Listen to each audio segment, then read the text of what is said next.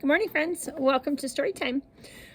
This week, since we have a big election coming up, I thought it might be interesting for us to read a few books about the presidents. So today we're going to start with one called Grace for President. And this one is not so much about the presidents, but it's about how someone could become a president and what Grace learns about that whole process. So let's take a look at Grace for President. And this page does have a bunch of pictures of presidents, and this is Grace. She's the character, the narrator of the story. One morning, Monday morning in September, Mrs. Barrington rolled out a big poster with all of the president's pictures on it. Grace Campbell could not believe her eyes. "Where are the girls?"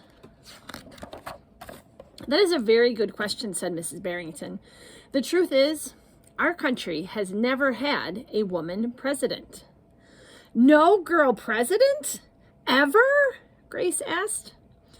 "No, I'm afraid not," said Mrs. Barrington. Grace sat at her desk and stewed. No girls? Who'd ever heard of such a crazy thing? Finally, she raised her hand. "Yes, Grace? I've been thinking it over, and I'd like to be president." Several students in the class laughed. "Well, I think that's a star-spangled idea, Grace," said Mrs. Barrington. "In fact, we can have our own election right here at Woodrow Wilson Elementary." The snickering in the room stopped, and Grace smiled. "Would anyone else like to run for president?" Mrs. Barrington asked the class. Nobody raised their hand. Becoming president was going to be easy, Grace thought. The next day, Mrs. Barrington made an announcement. "In the name of democracy, I've invited Mr. Waller's class to join our election. Their class has nominated Thomas Cobb to be their presidential candidate." Grace's heart sank. Thomas was the school spelling bee champion. His experiments always took a blue ribbon at the science fair, and he was captain of the soccer team. Becoming president wasn't going to be so easy after all, Grace thought. "I'm Texas," said Anthony. "I'm New Hampshire," said Rose. "I'm Michigan," said Robbie. "What does that number 16 mean?" "Well, each state is assigned a number of electoral votes. That number is determined by how many people live in that state," said Mrs. Barrington. "Now, each of you is going to be a representative for your state. Altogether, our country has 538 electoral votes," Mr. Waller explained. "On election day, the candidate who receives 270 electoral votes or more wins that election." "Why 270? asked Rose.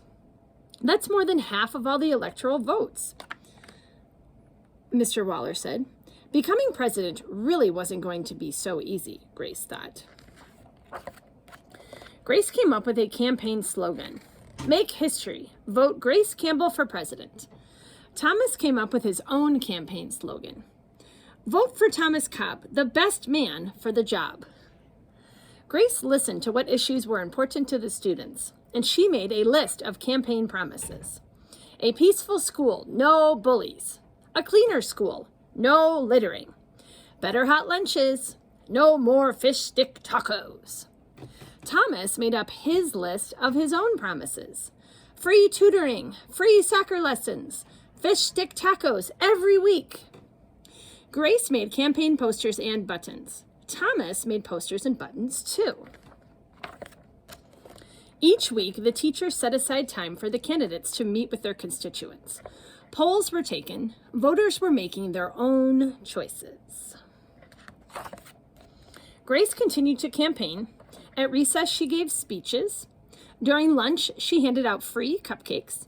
And after school, she held rallies. Meanwhile, Thomas wasn't worried. He had cleverly calculated that the boys held slightly more electoral votes than the girls. At recess, Thomas studied his spelling words. During lunch, he worked on his latest science experiment. And after school, he played soccer. In early November, Woodrow Wilson Elementary School hosted a special Election Day assembly.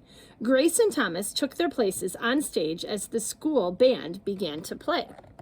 Henry was the first representative to approach the microphone. The Yellowhammer state of Alabama cast 19 electoral votes for Thomas Cobb. Fletcher said, the last frontier state of Alaska cast its 3 electoral votes for the best man for the job, Thomas Cobb. Hannah called out, the Grand Canyon state of Arizona cast its 11 electoral votes for Grace Campbell. And so it went. State after state after state cast their electoral votes.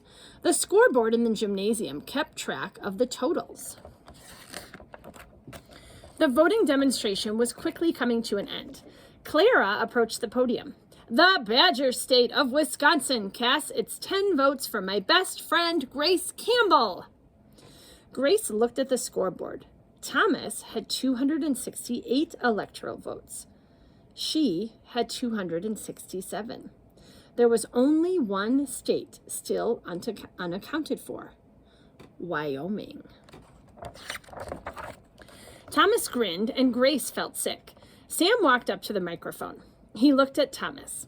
He looked at Grace. He looked down at Grace's handmade flag. Sam didn't say a word. What are you waiting for? Thomas whispered. The band stopped playing. All eyes were on Wyoming.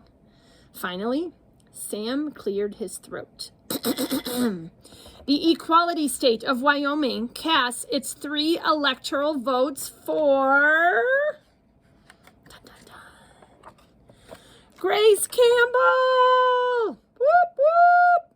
The gymnasium erupted in loud cheers and a few boos. Mrs. Berrien approached the podium. With 270 electoral votes, the winner is Grace Campbell. Thomas looked stunned. Grace hugged Sam. Why did you do it? She asked. Sam handed Grace his flag. Because, he said, I thought you were the best person for the job. The following week, students in Mrs. Barrington's class were preparing for their career day presentations.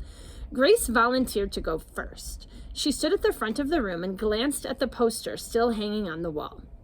My name is Grace Campbell, and when I grow up, I'm going to be President of the United States. This time, everyone believed that she would. The end. Oh, and these are some of our early presidents that are on Mount Rushmore. All right, friends, so that was a little bit about how a person runs for president and what it means when we say all the different states have different numbers of votes that they share for the person that their state voted for. So my question for you today as we get ready for election week is, do you think when you grow up you would be interested in being president? And why don't you tell me yes or no and why or why not? All right, friends, I can't wait to hear what you think. Bye.